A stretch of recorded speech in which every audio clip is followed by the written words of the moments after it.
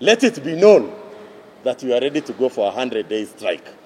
Let it be known. As the nationwide doctor strike enters its third day, their submissions and those issued by the Health Ministry are increasingly divisive, with the depiction that their demands have been addressed being strongly denied.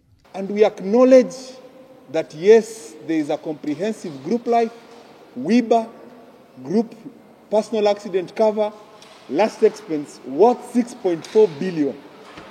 That specific group life is covering doctors in the national government only.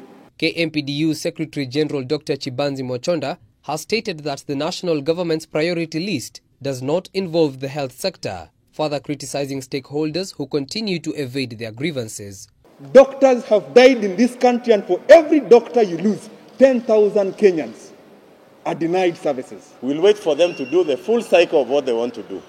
They stop our salaries, they have already done it. It's not that they have not done it, they have done it. They decide to fire, they'll fire. Then finally, when they have calmed their brains and their heads, they'll call us. On his part, our complaints are real and they must be addressed. The Secretary General of the Nurses Union KNUN, Seth Panyako, has called for the involvement of health unions in making decisions that will protect their interests. We need to meet with the government to agree on what this parity is. If the government is going to agree that all nurses should be paid 20,000, the way doctors are being paid, because that's where parity is, then we shall agree and go back to work. Bungoma County Governor Wycliffe Wangamati has pleaded with health workers to be humane and return to work, citing that the national and county governments are doing their best in handling the situation. It can never happen. You cannot move on as a government, as the people of Bungoma, as the people of this country, unless the doctors come back to work and the nurses come back to work. How many counties so far got, or rather attained, the 300 isolation beds that the president directed? How many? Less than 30. That's the reality. It's been 9 months now, going into the 10th month. Doctors, nurses have died while trying to be transferred from one county to the next.